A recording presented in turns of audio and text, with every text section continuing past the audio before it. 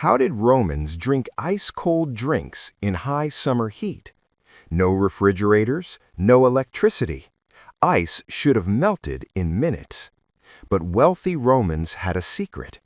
In winter, massive ice blocks were cut from frozen mountain lakes and hauled to Rome. They buried the ice in pits nearly 30 feet deep, where temperatures never change.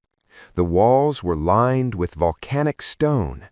The ice was wrapped in straw, wool, and sawdust, trapping air and blocking heat.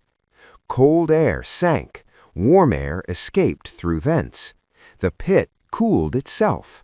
The ice lasted all summer, 6 months or more. No machines, just genius.